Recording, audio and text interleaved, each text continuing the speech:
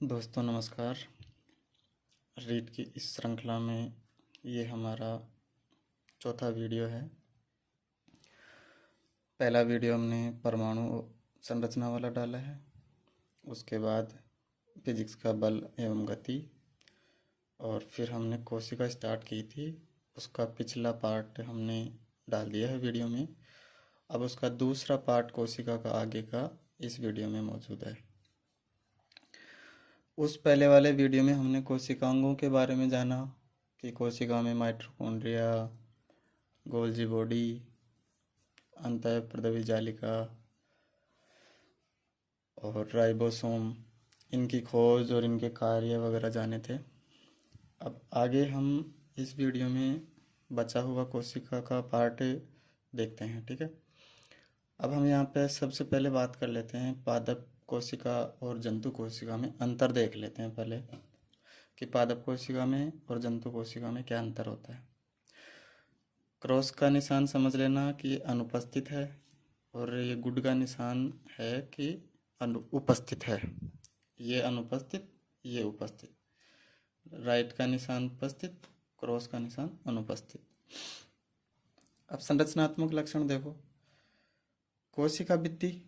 कोशिका भित्ति जंतु कोशिका में नहीं पाई जाती और पादप कोशिका में पाई जाती है। पादप कोशिका में कोशिका भित्ति पाई जाती है, इसीलिए पादप कोशिका विपरीत परिस्थितियों में भी सर्वाइव करती है, जैसे कि सर्दी, गर्मी, बरसात। उसका सारा जो रक्षा है वो कोशिका भित्ति द्वारा ही होता है। हरित लवक जंतु कोशिका में नहीं पाया जाता, पादप कोशिका में पाया जाता है। हरित लवक का काम क्या है? प्रकाश संश्लेषण। अरे मानवों में प्रकाश संश्लेषण थोड़ी ना होता है, पादपों में ही होता है ना। रिक्तिका जंतु कोशिका में छोटी होती है और पादप कोशिका में रिक्तिका बड़ी होती है। ये बड़ी होने के कारण ही इसका केंद्रक है वो परिधि की तरफ पाया जाता है, और इसका जंतु कोशिका का केंद्रक कोशिका के मध्य में पाया जाता है, क्योंकि बड़ी रिक्तिका होती नहीं है, छोटी छोटी होती हैं, और इसमें बड़ी रिक्तिकाएं होती हैं, इसकी वजह से केंद्रक परिधियों की ओर होता है। तारककाय, सेंट्रोसोम इसमें जंतु कोशिका में होता है, और पादप कोशिका में सेंट्रोसोम अनुपस्थित होता है, ठीक है। एनसीईआरटी का स्टेटमेंट है, जंतु कोशिका में उपस्थित होता है, पादप कोशिका में अनुपस्थित होता है। गोल्जिकाय जंतु कोशिका में विकसित प्रकार का और बहुत ही सक्रिय प्रकार का होता है, बल्कि गोल्जिकाय पादप कोशिका में या तो अनुपस्थित मिलेगा, और अगर उपस्थित मिलेगा तो वो अल्प सक्रिय और अल्प विकसित रूप से मिलेगा। जंतु कोशिका में ये विकसित रूप में मिलेगा। संचित भोजन का स्टोरेज है वो जंतु कोशिका में ग्लाइकोजन के रूप में होता है। क्वेश्चन आया हुआ है एग्जामों में कि जंतु कोशिका में या मानव में भोजन का स्टोर या संचय किस प्रकार से होता है, तो वो ग्लाइकोजन के रूप में होता है, और पादपों में जो भोजन का संचय है वो स्टार्च के रूप में होता है, ठीक है। अब आगे हम इस श्रृंखला में कोशिका चक्र के बारे में जानेंगे कि कोशिका बनने से लेकर उसका विभाजन, मतलब पुरानी कोशिका से नई कोशिका का बनना, यानी जो नई कोशिका बनेगी वो पुरानी कोशिका के विभाजन के फलस्वरूप ही बनेगी। पुरानी कोशिका से नई कोशिका का बनना कोशिका चक्र कहलाता है। किसी कोशिका के निर्माण से लेकर उसके विभाजन चक्र की विभिन्न अवस्थाओं को कोशिका चक्र कहते हैं। जैसे उसका निर्माण प्रारंभ हुआ, और निर्माण के बाद में उसमें विभाजन हुआ, विभाजन के बाद में पुरानी कोशिका से नई कोशिका बनी। इस विभिन्न अवस्थाओं को क्या कहेंगे? कोशिका चक्र। कोशिका चक्र को मुख्य रूप से दो भागों में हम बांट देते हैं। एक होता है अंतरावस्था या इंटरफेज, एक होता है विभाजन परावस्था या डिवीजन फेज या एम फेज। एम का मतलब है मेन फेज। अंतरावस्था में क्या होता है?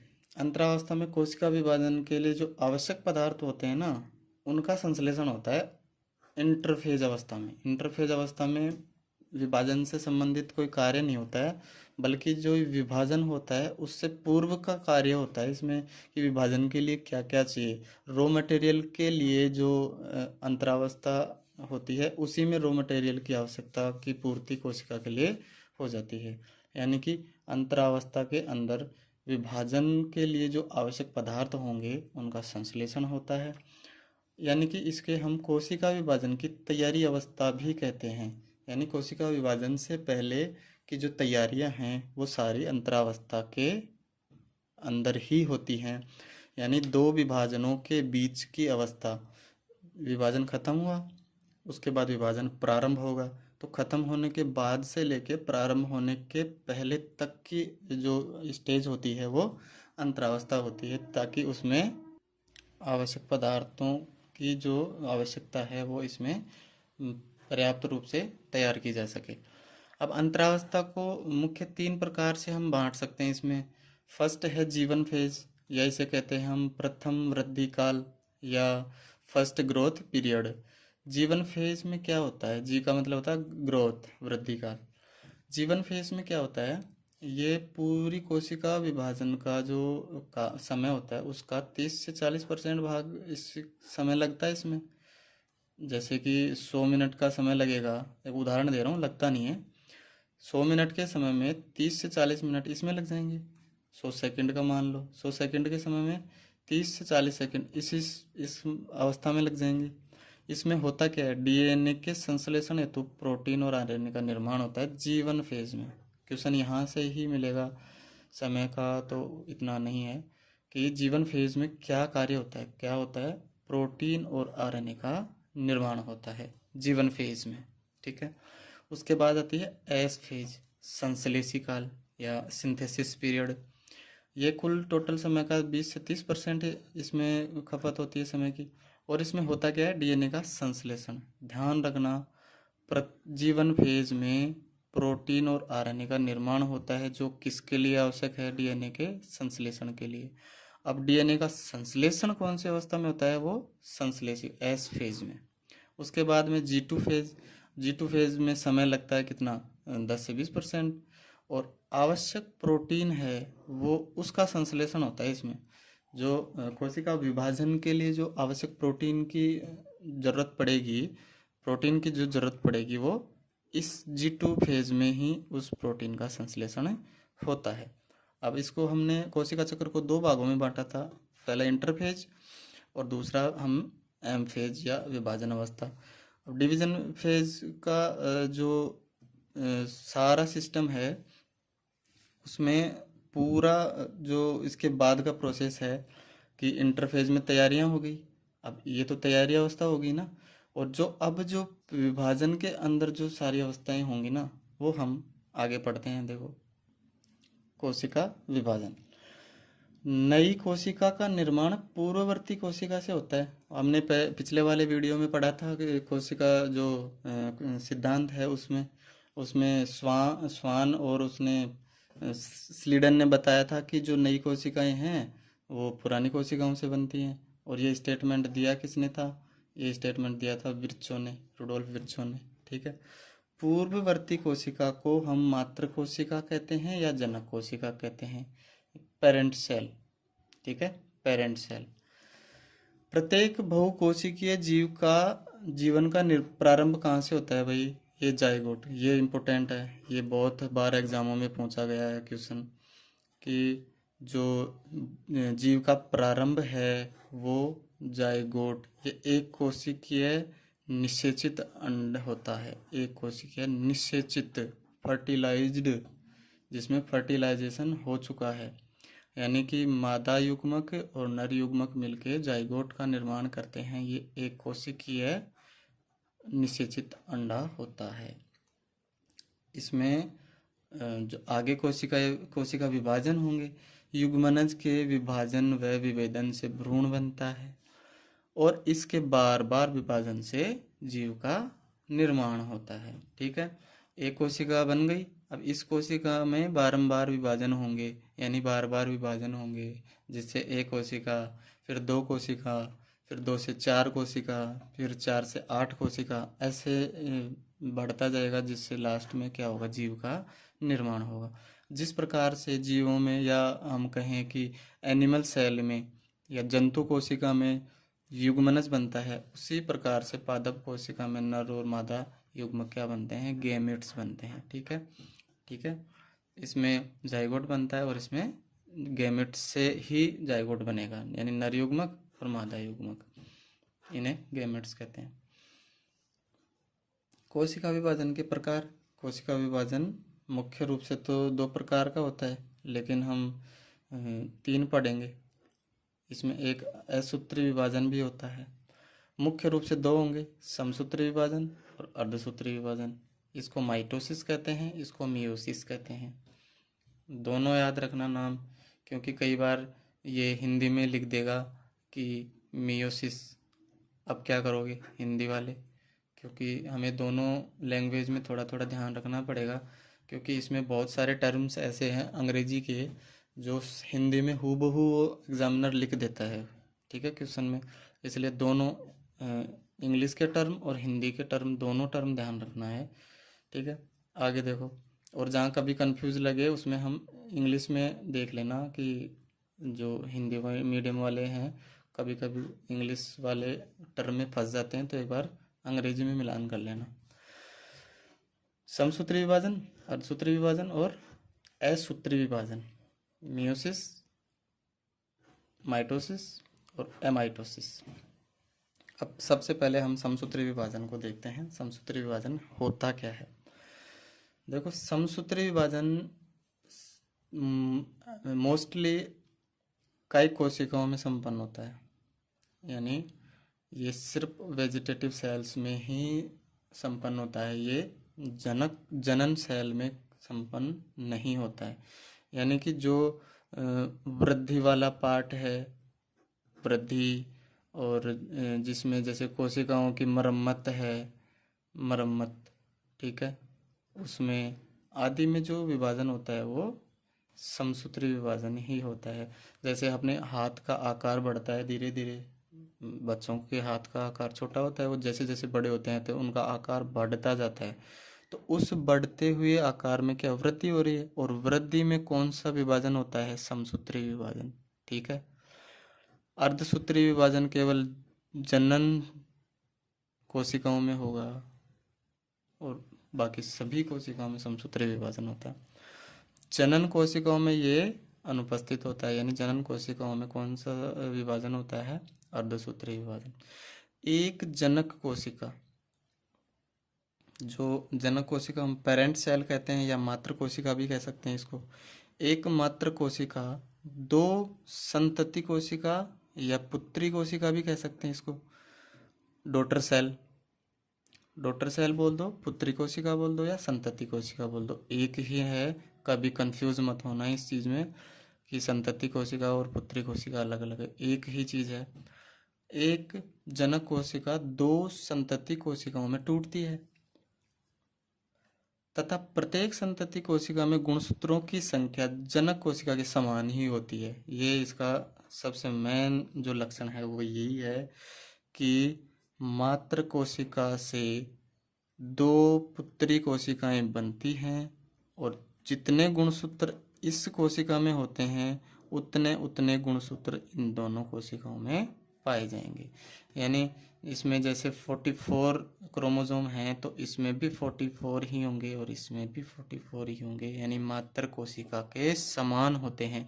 इसी समान शब्द से ये सम बना है और सम से बना है समसूत्री विभाजन।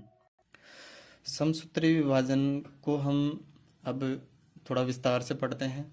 इसको मुख्य से हम 3 अवस्थाओं में बांट देते हैं समसूत्री विभाजन को। कौन कौन से अवस्था में, अंतरावस्था जो हमने पढ़ ली है ऑलरेडी, केंद्रक विभाजन और कोशिका द्रव्य विभाजन। अंतरावस्था में हमने पढ़ लिया था पहले कि 2 क्रमिक विभाजन, यानी एक विभाजन खत्म होगा तो दूसरा शुरू होगा, उससे बीच का जो समय है वो अंतरावस्था के अंतर्गत आता है। विभाजन के लिए आवश्यक पदार्थों का इसमें संश्लेषण होता है, हमने पढ़ लिया था। अगला देखो केंद्रक विभाजन। देखो दोस्तों, समसूत्री विभाजन को ढंग से पढ़ लेना। समसूत्री विभाजन अगर समझ में आ गया तो अर्धसूत्री विभाजन में बिल्कुल दिक्कत नहीं आनी। समसूत्री विभाजन के डिट्टो उसमें होता है सारा काम। कुछ जो अंतर होता है वो मैं आपको बता दूंगा आगे। लेकिन अगर समसूत्री विभाजन जिसको आ गया उसको अर्धसूत्री विभाजन में कोई दिक्कत नहीं होनी किसी भी तरह की, ठीक है। केंद्रक विभाजन देखो, केंद्रक विभाजन दो पुत्री केंद्रकों में विभाजित, जो केंद्रक है वो दो पुत्री केंद्रकों में विभाजित हो जाएगा। अब इसको हम चार प्रावस्थाओं में पढ़ते हैं, ठीक है। कि जो केंद्रक विभाजन है उसको हम चार प्रावस्थाओं में पढ़ते हैं: पूर्वावस्था, मध्यावस्था, पश्चावस्था और अंत्यावस्था, ठीक है। इनके नाम आपको अंग्रेजी में ध्यान रखने ही रखने हैं, क्योंकि वो सीधा लिखेगा प्रोफेज। अब प्रोफेज याद ही करना पड़ेगा, ठीक है। अंग्रेजी का नाम भी ध्यान रखना है और हिंदी का नाम भी ध्यान रखना है। मेटाफेज सीधा लिखेगा ऐसे, मेटाफेज, ठीक है। तो ये याद ही रखना है, प्रोफेज, मेटाफेज, एनाफेज और टीलोफेज, ठीक है।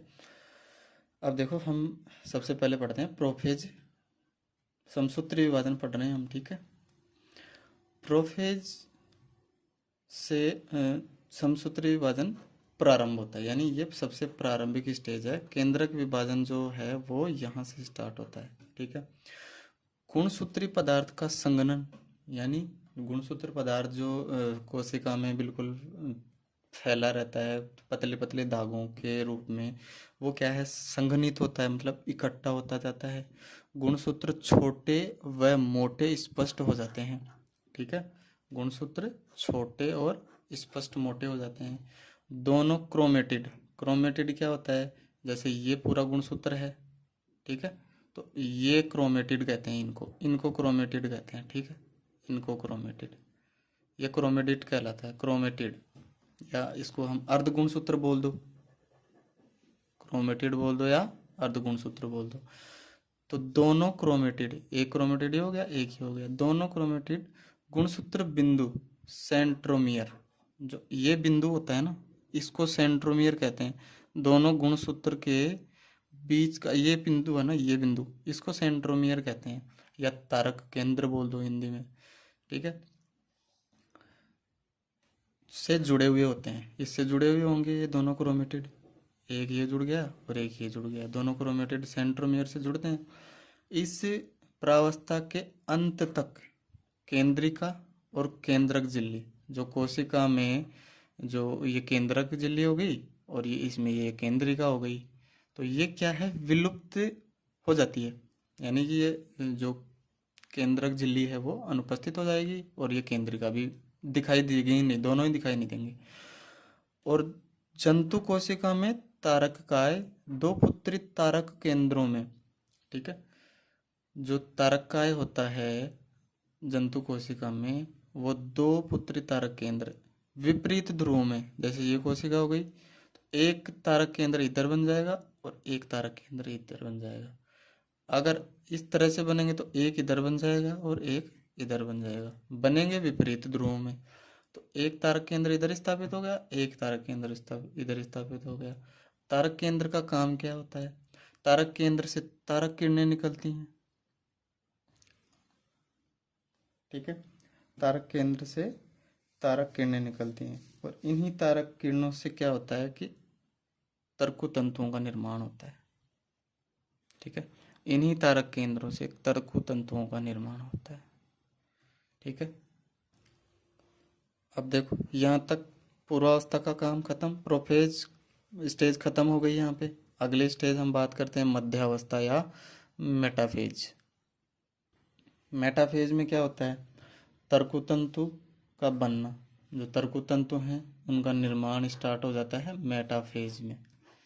मेटाफेज में क्या होता है, तरकुतंतु निर्माण, ठीक है। सीधा सीधा क्वेश्चन आएगा, मेटाफेज अवस्था में कौन सा कार्य होता है, तरकुतंतु का निर्माण, इसे स्पेंडल फाइबर्स भी कहते हैं। और क्वेश्चन ऐसे भी बन सकता है कि तरकुतंतु का निर्माण कौन सी अवस्था में होता है, मेटाफेज स्टेज में। तरकुतंतु पर गुणसूत्र विन्यासित, जैसे ये तरकुतंतु का निर्माण हो गया, इधर ये तारक केंद्र इधर हो गया एक, और एक तारक केंद्र इधर हो गया, तो ये तरकुतंतु निर्माण हो गया। अब जो गुणसूत्र हैं वो इन तर्कु तंतुओं पर विन्यासित हो जाएंगे। ठीक है, यानी जो गुणसूत्र बिंदु है, सेंट्रोमियर है, उससे ये तर्कु तंतु जुड़ जाएंगे। प्रत्येक तारक केंद्र से तारक किरणें, इन्हें हम एस्ट्रल रेज भी कहते हैं, तारक किरणों को, तारक किरणें निकलती हैं। इन्हीं किरणों से तर्कु तंतुओं का निर्माण होता है। ठीक है, तो जो तारक किरणें हैं, इन्हीं तारक किरणों से तर्कु तंतु बनते हैं, उन्हीं का निर्माण होता है। गुणसूत्र कोशिका के केंद्रक के मध्य में विन्यासित हो जाते हैं। जो गुणसूत्र हैं वो कोशिका के केंद्र, जो जैसे ये कोशिका हो गई, और जो गुणसूत्र हैं वो इसके केंद्र में विन्यासित हो जाएंगे।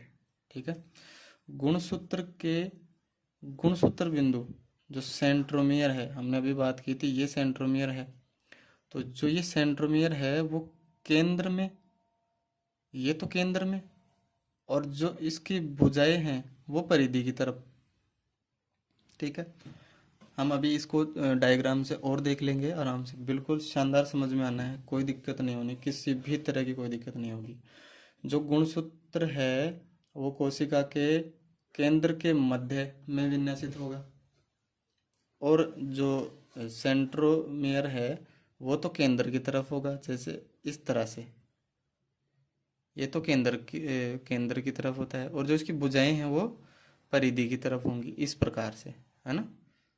ठीक है, समझ गए ना, इस प्रकार ये भुजाएं तो परिधि की ओर होंगी, और जो सेंट्रोमियर है वो केंद्र की तरफ होता है। यहाँ तक मध्यावस्था का काम खत्म है। पश्चावस्था में क्या होता है, एनाफेज में गुणसूत्र के दोनों क्रोमेटिड पृथक होकर ध्रुवों की ओर गमन करने लग जाते हैं। जैसे ये सेंट्रोमियर से जुड़े थे दोनों, अब ये क्या करेंगे, अलग होकर ऐसे, एक इधर जाएगा, एक इधर जाएगा। तो इस तरह से अब क्या होगा, जो सेंट्रोमियर वाला पार्ट है वो परिधि की ओर, और जो भुजाएं हैं वो केंद्र की तरफ हो जाएंगी, इस तरह से। इसका जस्ट उल्टा, यहाँ पर क्या था, जो सेंट्रोमियर था वो केंद्र की तरफ था, भुजाएं परिधि की तरफ थी। लेकिन यहाँ पे क्या हुआ, जो भुजाएं हैं वो तो केंद्र की तरफ हो गई, और सेंट्रोमियर क्या हो गया, परिधि की तरफ हो गया, क्योंकि ये इस तरह से खिंचते चले जाएंगे, इधर इधर परिधि की ओर खींचेंगे, परिधि की ओर खींचते चले जाएंगे। गुणसूत्रों का ध्रुवों की ओर अभिगमन तर्कु तंतु के संकुचन से नियंत्रित होता है। इम्पोर्टेंट लाइन है, जो तर्कु तंतु हैं उनके संकुचन से जो इनकी गति है वो नियंत्रित होती है। इसे पश्चावस्था अभिगमन या एनाफेजिक मूवमेंट कहते हैं। बहुत इंपॉर्टेंट लाइन है। एनाफेजिक मूवमेंट क्या होता है कि जो गुणसूत्र ध्रुव की ओर जाते हैं वो तर्कु तंतुओं के जो संकुचन है उससे नियंत्रित होता है, और गुणसूत्रों का ध्रुवों की ओर अभिगमन करना ही एनाफेजिक मूवमेंट या पश्चावस्था अभिगमन कहलाता है। सर्वप्रथम सेंट्रोमियर ध्रुवों की ओर, अभी हमने बात की सेंट्रोमियर तो ध्रुवों की ओर, और जो इसकी भुजाएं हैं वो परिधि केंद्र की ओर जाएंगी, और भुजाएं मध्यवर्ती क्षेत्र की ओर, और सेंट्रोमियर ध्रुवों की ओर। और उससे पहले क्या था, सेंट्रोमियर तो केंद्र में था और भुजाएं परिधि की ओर थी। लेकिन अब ये जब मूवमेंट होगा एनाफेजिक मूवमेंट, तो उससे क्या होगा, भुजाएं तो केंद्र की तरफ हो जाएंगी और जो सेंट्रोमियर है वो परिधि की ओर खींचता चला जाएगा। यहाँ तक एनाफेज अवस्था का काम कंप्लीट है। अब लास्ट की जो है टीलोफेज अवस्था देखेंगे। पुत्री गुणसूत्र दोनों ध्रुवों पर पहुंच जाते हैं और अकुंडलित होकर जाल बना लेते हैं। इस प्रकार प्रत्येक ध्रुव पर गुणसूत्रों का समूह बन जाता है। भाई एक जैसे ये गति करके जा रहे थे, इस तरह से गति करके जा रहे थे, तो ये इधर जाके इकट्ठा हो जाएंगे ध्रुवों की तरफ। इधर वाले गुणसूत्र तो इधर इकट्ठा हो जाएंगे और जो इधर वाले गुणसूत्र हैं वो इधर इकट्ठे हो जाएंगे, दोनों ध्रुवों की तरफ अलग अलग। केंद्रक आवरण निर्माण प्रारंभ हो जाएगा। अब इनके ऊपर जो केंद्रक आवरण है वो निर्माण इसका स्टार्ट हो जाएगा। केंद्रिका का निर्माण भी स्टार्ट हो जाएगा। यहाँ पे इधर भी केंद्रक का आवरण निर्माण स्टार्ट हो जाएगा, केंद्रिका का निर्माण भी स्टार्ट हो जाएगा। प्रत्येक केंद्रक में केंद्रिका का परिवर्धन भी होने लगता है, यानी केंद्रिका का निर्माण भी यहाँ पर होने लग जाता है। ठीक है, ये यहाँ पे टीलोफेज भी कंप्लीट हो जाती है। देखो इसको हम थोड़ा सा डायग्राम से देख लेते हैं। प्रोफेज है, प्रोफेज में क्या होता है, प्रोफेज में जो गुणसूत्र हैं वो संगनित हो जाते हैं, और संगनित होकर क्या होता है, उनमें वो छोटे और मोटे हो जाते हैं, ताकि जो आगे जो विभाजन का कार्य है वो आसान हो जाए। इस तरह से क्या होता है, जो दोनों क्रोमेटिड हैं वो जो अर्ध गुणसूत्र हैं ये मोटे हो जाएंगे और ये छोटे आकार के हो जाएंगे, और ये गुणसूत्र बिंदु से जुड़े होते हैं। ठीक है, इस अवस्था के अंत तक क्या होता है, केंद्रक जो झिल्ली होती है वो दिखती नहीं है, और जो केंद्रिका है वो भी गायब हो जाती है। जंतु कोशिका में जो तारकाय है वो दो पुत्री कोशिकाओं में विभाजित हो जाएगा, इधर इधर तारक तारक दो तारक केंद्रकों में हो जाएगा विभाजित। ये तो प्रोफेज का काम कंप्लीट हो गया, यहाँ पे इतना सही काम है। मेटाफेज में क्या है, मेटाफेज में जो गुणसूत्र हैं वो तर्कुतंतु है ना उससे जुड़ जाएंगे। मेटाफेज में इतना ही होता है, तो गुणसूत्र हैं वो तर्कुतंतुओं पर विन्यासित हो जाएंगे, और तारक किरणें निकलेंगी, और इन तारक किरणों से क्या होता है, तर्कुतंतुओं का निर्माण हो जाता है। और जो इनका जो सेंट्रोमियर है वो तो केंद्र में होता ही है। तो ये एक तरह से एक प्लेट में विन्यासित हो जाएंगे मेटाफेज में, जिसे मेटाफेजिक प्लेट भी कहते हैं, थोड़ा सा ध्यान रख लेना, इसको मेटाफेजिक प्लेट भी कह देते हैं। इस प्रकार से क्या है, गुणसूत्र के गुणसूत्र बिंदु हैं वो केंद्र में, गुणसूत्र बिंदु तो केंद्र में हो गए, और जो इसकी जो भुजाएं हैं वो परिधि की तरफ विन्यासित हो जाती हैं। ये मेटाफेज का काम है, इतना सा बस।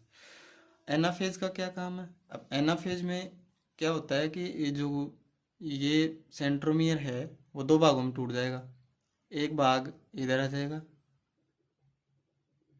और एक भाग इधर आ जाएगा। इस तरह से ये दोनों क्रोमेटिड अलग अलग हो गए यहाँ पे। ठीक है, इसी तरह से इस गुणसूत्र का भी अलग अलग हो जाएंगे दोनों क्रोमेटिड। अब क्या होता है, यहाँ पे सेंट्रोमियर तो परिधि की ओर हो गया, और इसकी भुजाएं वो केंद्र की ओर हो गई। ये एनाफेज का काम है, इतना ही याद रखना है बस। और ये इसमें क्या होता है, ये खिंचता चला जाएगा। एनाफेज में क्या होगा, ये केंद्र से परिधि की ओर खिंचता चला जाएगा, और जो ये इसका खिंचना है यानी ध्रुवों की ओर अभिगमन है, इसे हम एनाफेजिक मूवमेंट भी कहते हैं। ठीक है, यहाँ पे एनाफेज कंप्लीट है। टीलोफेज में क्या होता है, टीलोफेज में जो लास्ट का काम है कि ये दोनों ध्रुवों की तरफ पहुंच जाते हैं, और इन पर केंद्रक का निर्माण भी स्टार्ट हो जाता है, और केंद्रिका का निर्माण भी स्टार्ट हो जाता है। इस तरह से अब क्या होता है, इस कोशिका में दो केंद्रक बन गए। अब दोनों केंद्रक बन गए, यानी जो विभाजन केंद्रक का विभाजन है वो कंप्लीट हो गया। अब दो केंद्रक बन गए, दो केंद्रक बन गए तो अब क्या होगा, ये कोशिका दो भागों में बटेगी, दो भागों में बटेगी इसे, एक कोशिका इधर बन जाएगी, एक कोशिका इधर बन जाएगी। तो समसूत्री विभाजन में क्या हुआ, एक कोशिका से दो कोशिकाएं निर्माण हो गई, और दोनों में क्या है, गुणसूत्रों की संख्या मात्र गुणसूत्रों के समान होती है। ठीक है दोस्तों, इस तरह से समसूत्री विभाजन कंप्लीट होता है। अब देखो उसमें हमने केंद्रक विभाजन पढ़ लिया, प्रोफेज पढ़ ली, मेटाफेज पढ़ ली, एनाफेज पढ़ ली, टीलोफेज पढ़ ली। दो केंद्रक बन गए एक कोशिका में। अब क्या होगा, वो केंद्रक से दो कोशिकाएं बनेगी, एक कोशिका में दो केंद्रक बन गए तो दो कोशिकाओं का निर्माण होगा। तो अब उसमें क्या है, पूरे कोशिका द्रव्य का विभाजन होता है, यानी उसमें जो सारे कोशिकांग हैं, जैसे एक कोशिका हो गई, इसमें दो केंद्रक हो गए और इधर एक केंद्रक ये हो गया, तो अब इसके जो अंदर जो कोशिका द्रव्य है वो भी दो भागों में बटेगा। तो आधा हिस्सा इधर आ जाएगा और आधा हिस्सा इधर आ जाएगा। तो आधे कोशिकांग तो इधर आ गए, आधे कोशिकांग इधर आ गए। इस तरह से एक कोशिका से दो कोशिकाओं का निर्माण होता है। तो अब हम जो कोशिका द्रव्य विभाजन है वो पढ़ेंगे, साइटोकाइनेसिस। अंग्रेजी का टर्म भी याद रखना, साइटोकाइनेसिस। केंद्रक विभाजन के पश्चात कोशिका द्रव्य विभाजन शुरू होता है। केंद्रक विभाजन हो गया, अब केंद्रक के विभाजन के बाद दो कोशिकाओं का निर्माण होगा। एक कोशिका में दो केंद्रक बन जाते हैं तो उनसे दो कोशिकाओं का निर्माण होता है। तो केंद्रक विभाजन के पश्चात कोशिका द्रव्य विभाजन होता है। जंतु व पादप कोशिकाओं में कोशिका द्रव्य विभाजन अलग अलग विधियों से होता है। जंतु कोशिका में विदलन विधि से, क्लीवेज मेथड, और पादप कोशिका में कोशिका पटलिका विधि या सेल प्लेट मेथड। विदलन विधि क्या है? ये जंतु कोशिकाओं में होती है। मध्य भाग में खांच बनना प्रारंभ हो जाती है, यानी जैसे ये पूरी कोशिका है। अब इसमें मध्य का मतलब यहाँ मत समझना, ठीक है दोस्तों। मध्य का मतलब है कि खांच जहाँ से स्टार्ट होगी, ऐसी जगह से स्टार्ट होगी कि कोशिका पूर्ण रूप से दो भागों में विभाजित हो जाए, यानी कि बीच की बात कर रहे हैं, इस वाले मध्य भाग की बात है।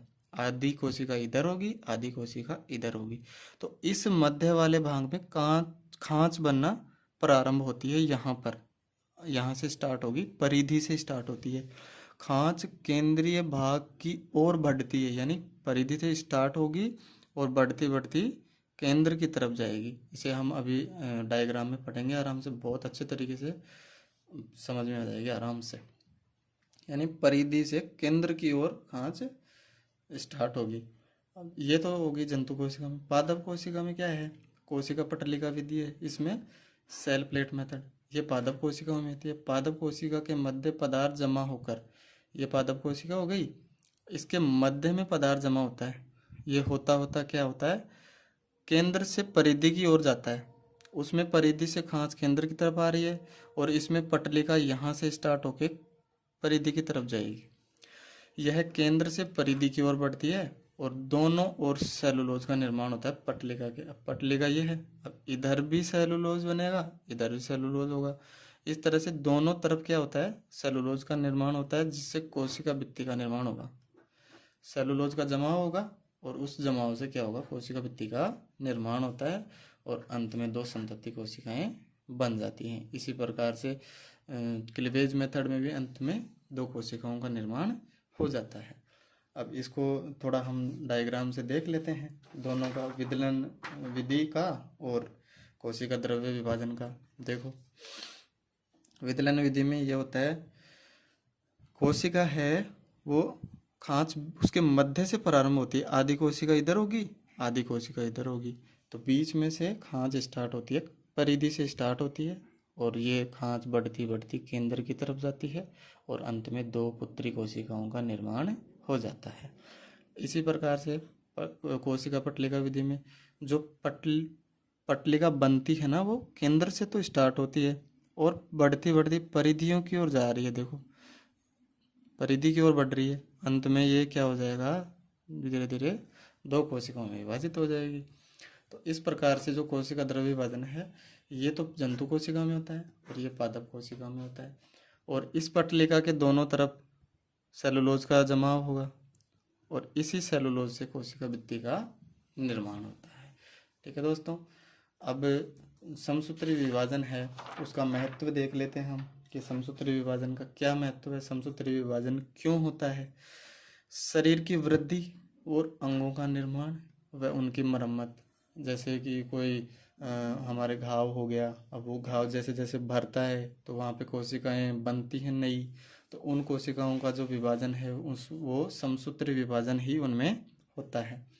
और कुछ जो निम्न श्रेणी के जीव हैं उनमें इस विभाजन से अलैंगिक जनन, एसेक्सुअल रिप्रोडक्शन होता है। कि जैसे ये एक कोशिका हो गई, इसमें समसूत्री विभाजन होगा, इससे नया जो जीव है उसका उत्पन्न हो जाएगा। कोशिका विभाजन से एक जीव से दो जीव बन जाएंगे। इस तरह से इनमें क्या होता है? अलैंगिक जनन होता है, जो कि समसूत्री विभाजन द्वारा ही कंप्लीट होता है। ठीक है दोस्तों, अब इसके बाद हम अर्धसूत्री विभाजन देखते हैं। देखो, अर्धसूत्री विभाजन, जो काम समसूत्री विभाजन की अवस्थाओं में हो रहा है, लगभग वही काम अर्धसूत्री विभाजन की अवस्थाओं में होता है। बस थोड़ा सा अंतर ध्यान रखना है, वो हम देख लेते हैं। यह लैंगिक जनन के समय द्विगुणित कोशिकाओं में होता है। देखो, लैंगिक जनन, और वो क्या होता है समसूत्री विभाजन में? अलैंगिक जनन। द्विगुणित कोशिकाएं 2n लिखते हैं द्विगुणित को, से अगुणित युग्मक बनते हैं यानी n, यानी कि जैसे ये कोशिकाओं में 2n हो गई तो इससे दो कोशिकाएं जो बनेंगी ये n बनेंगी, ये n बनेगी। इस तरह से दो अगुणित कोशिकाओं का निर्माण होता है द्विगुणित कोशिकाओं से। फलस्वरूप बनी संतति कोशिकाओं में गुणसूत्रों की संख्या जनक कोशिका की तुलना में आधी रह जाती है। देख लो भाई, इसमें 2n है तो ये एक n तो ये हो गई, एक n ये हो गई, यानी इसकी आधी हो गई ना, इस कोशिका में भी आधी हो गई और इस वाली कोशिका में इसकी आधी हो गई। तो जो मात्र कोशिका में गुणसूत्रों की संख्या है वो पुत्री कोशिकाओं में मात्र कोशिका की आधी रह जाती है। इसी आदि के चक्कर में इसको अर्धसूत्री विभाजन हम कहते हैं। अर्धसूत्री विभाजन दो चरणों में संपन्न होता है। अर्धसूत्री विभाजन प्रथम, अर्धसूत्री विभाजन द्वितीय। एक द्विगुणित कोशिका से 4 कोशिकाएं निर्मित होती हैं। 2 कोशिकाएं अर्धसूत्री फर्स्ट में हो जाएंगी और 2 कोशिकाएं अर्धसूत्री द्वितीय में बन जाएंगी। इस तरह से एक कोशिका से 2 अर्धसूत्री फर्स्ट में बन गई, 2 अर्धसूत्री सेकंड में बन गई। तो कितनी कोशिकाएं बन गई? 4 कोशिकाएं बन गई एक कोशिका से। इस तरह से द्विगुणित कोशिका से 4 अगुणित कोशिकाओं का निर्माण होता है। जो काम समसूत्री विभाजन में हो रहा था सारा वही काम होगा, सिर्फ और सिर्फ हमें थोड़ा सा ध्यान रखना है प्रोफेज फर्स्ट में। प्रोफेज फर्स्ट में जो काम थोड़ा सा अलग होता है वो होता है क्रॉसिंग ओवर का। बाकी पूरा का पूरा काम जो समसूत्री विभाजन में होना है वो होना है। समसूत्री विभाजन के समान अंतरावस्था होती है इसमें, उसी में जैसे तैयारी होंगी, सारा वही संश्लेषण का काम होगा, वही उसमें जो आवश्यक पदार्थ हैं वो बनेंगे। गुणसूत्रों की संख्या आधी रह जाती है, अतः इसे न्यूनकारी विभाजन भी कहते हैं, रिडक्टिव डिवीजन। न्यूनकारी विभाजन, न्यूनकारी विभाजन कौन से विभाजन को कहते हैं? अर्धसूत्री विभाजन को। न्यून, न्यून यानी कम, गुणसूत्रों की संख्या आधी रह जाती है इसलिए ये न्यूनकारी विभाजन हो गया। समसूत्री के समान चारों प्रावस्थाएं होती हैं। देखो, समसूत्री विभाजन के समान चारों प्रावस्थाएं होंगी, बस सिर्फ और सिर्फ ध्यान रखेंगे थोड़ा सा प्रोफेज फर्स्ट में। प्रोफेज फर्स्ट में क्या होता है? समसूत्री की तुलना में अधिक लंबी होती है। अधिक लंबी होने का रीजन क्या है कि इसमें क्रॉसिंग ओवर का कार्य होता है। समसूत्री विभाजन के समान इसमें कार्य होंगे।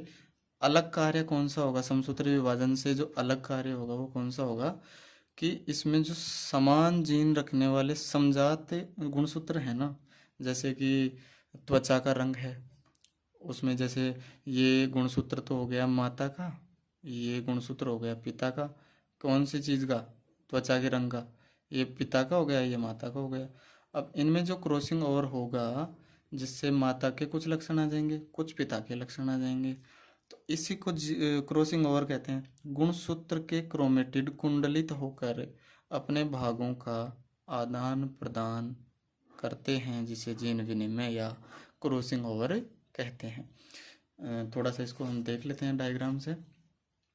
जैसे ये माता का गुणसूत्र है और ये पिता का गुणसूत्र है, ये इस प्रकार से देखो क्रॉस कर रहे हैं यहाँ पे, तो इसी कारण इसको क्रॉसिंग ओवर कहते हैं। तो अब जो ये माता के गुण हैं और इधर से ये पिता के गुण हैं, तो क्रॉसिंग ओवर होने के बाद में क्या होगा? देखो, इनका आदान प्रदान हो गया, पिता वाले गुण इधर आ गए, माता वाले गुण इधर चले गए। इस तरह से ये क्रॉस होने के कारण इसको क्रॉसिंग ओवर कहते हैं, ताकि जो नई संतति हो वो अपने माता और पिता से थोड़ा विभिन्न हो। और भिन्न होने का कारण क्या है कि जैव विकास के लिए ज़रूरी होता है कि जीवों में कुछ ना कुछ विभिन्नताएं आनी चाहिए, नहीं तो सारे इंसान दुनिया में एक ही शक्ल के हो जाएंगे तो जीना मुश्किल हो जाता है। पता नहीं कौन सा काम करके कौन चला जाएगा और बेचारा कौन फंस जाएगा। इसलिए थोड़ा सा जीवों में विभिन्नता आना भी आवश्यक है, और ये विभिन्नता आती है सिर्फ क्रॉसिंग ओवर की वजह से। और बाकी और भी रीज़न होते हैं, उत्परिवर्तन वगैरह भी कुछ होता है, लेकिन मस्ट यही है क्रॉसिंग ओवर, जिससे कि जीवों में विभिन्नता आती है। अब थोड़ा सा देख लो अर्धसूत्री विभाजन की जो प्रोफेज सेकंड है, प्रोफेज सेकंड वो लंबी अवधि की नहीं होती है, भाई प्रोफेज फर्स्ट में जी क्रॉसिंग ओवर का काम हो रहा है, इसलिए वो लंबी अवस्था की होगी। लेकिन जो अर्धसूत्री सेकंड होगा ना, उसकी जो प्रोफेज सेकंड होगी वो लंबी नहीं होती है, क्योंकि उसमें क्रॉसिंग ओवर का काम नहीं होता है। अर्धसूत्री विभाजन का महत्व क्या है? अर्धसूत्री विभाजन से कायिक कोशिकाओं में गुणसूत्रों की संख्या पीढ़ी दर पीढ़ी समान बनी रहती है। जिस प्रकार से कोशिका में गुणसूत्रों की संख्या आधी जाती है, तो पीढ़ी दर पीढ़ी क्या रहती है? समान रहती है। जीन विनिमय के कारण आनुवंशिक गुणों में नए संयोग बनते हैं, जिससे जीवों में आनुवंशिक विभिन्नताएं उत्पन्न होती हैं, जो कि जैव विकास का आधार है, यानी कि विभिन्नताएं होना आवश्यक है। अब तीसरा जो हम पढ़ रहे थे, असूत्री विभाजन, इसमें केंद्रक लंबा होकर सीधे ही जो दो भागों में विभाजित हो जाता है, और उसके बाद केंद्रक का दो भागों में बढ़ते ही कोशिका द्रव्य का विभाजन हो जाएगा। इसलिए इसको प्रत्यक्ष केंद्रक विभाजन भी कहते हैं, जो जीवाणु, कवक, प्रोटोजोआ और शैवाल आदि में हमें देखने को मिलता है। अब हम थोड़ा सा अर्धसूत्री विभाजन को और थोड़ा सा हम पढ़ लेते हैं। देखो, इसमें क्या होता है, जो प्रोफेज फर्स्ट होती है वो कार्य समान होता है, जैसे कि समसूत्री विभाजन में काम होता है। वही गुणसूत्र छोटे होंगे, मोटे होंगे, और जो इनका सेंट्रोमियर है उससे वो जुड़े हुए होंगे। फिर मेटाफेज जो फर्स्ट है उसमें वही दो ध्रुव तारक केंद्र बन जाएंगे दो, फिर वो इससे सेंट्रोमियर से जुड़ जाएंगे, और जो ये कोशिका की मध्य प्लेट है इस पे ये विन्यासित हो जाएंगे मेटाफेज में। एनाफेज में क्या है, फिर जो ये गुणसूत्र हैं वो केंद्रों की तरफ खींचते चले जाएंगे, जिससे ये सेंट्रोमियर तो परिधि की तरफ, और इसकी जो भुजाएं हैं वो केंद्र की तरफ हो जाएंगी, वही एनाफेज वाला काम। लेकिन थोड़ा सा प्रोफेज में क्या होता है, इसमें क्रॉसिंग ओवर का काम भी होता है, बस ये थोड़ा सा ध्यान रखना। टीलोफेज में क्या है, वही पहुंच जाएंगे ये ध्रुवों पर, और इधर से ये हो जाएगा। इस तरह से दो अलग अलग कोशिकाएं बन गई, यानी अर्धसूत्री फर्स्ट हो गया, तो कंप्लीट हो गया यहाँ पे अर्धसूत्री फर्स्ट। अब अर्धसूत्री सेकंड स्टार्ट होता है। अब अर्धसूत्री सेकंड स्टार्ट होगा तो उसमें भी सारी अवस्थाएं चलेंगी, लेकिन उन्हें हम सेकंड नाम दे देंगे, क्योंकि अर्धसूत्री द्वितीय है। तो प्रोफेज सेकंड हो गई, मेटाफेज सेकंड हो गई, एनाफेज सेकंड हो गई, और टीलोफेज सेकंड हो गई। तो इनमें भी वही काम होता है, जिस प्रकार से ये संघनित हो गए, छोटी हो गई, फिर दो ये उसमें ध्रुव पर चले जाएंगे इधर से, फिर ये मेटाफेज में मेटाफेजिक प्लेट पर सीधे इसमें विन्यासित हो जाएंगे, फिर दोनों ध्रुवों की तरफ खींचते चले जाएंगे, कौन से? एनाफेजिक मूवमेंट द्वारा। और फिर इस तरह से ये लास्ट में टीलोफेज में क्या होगा, दो अलग अलग कोशिकाएं बन जाएंगी। इस तरह से 4 कोशिकाएं बन गई, यानी एक द्विगुणित कोशिका से 4 अगुणित कोशिकाओं का निर्माण हो गया है। यही अर्धसूत्री विभाजन है। ठीक है दोस्तों, धन्यवाद। और रीट की एग्ज़ाम डेट आ गई है, 25 फरवरी से 28 फरवरी के बीच में एग्ज़ाम होना है, ज़्यादा टाइम बचा नहीं है।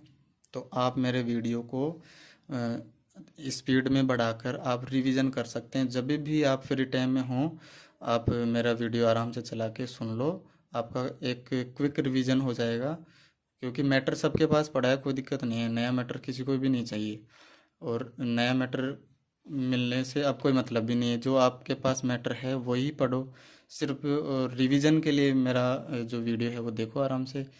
फास्ट आपका रिवीजन होगा, आपको अलग से कुछ भी नहीं पढ़ना, आराम से टॉपिक को पढ़ लो, और क्विक रूप से जैसे फ्री बैठे रहो, आराम से वीडियो सुन लो चला के, आपका आराम से रिवीजन हो जाएगा। ठीक है, धन्यवाद। तैयारी करो, मस्त रहो, खुश रहो। ठीक है दोस्तों।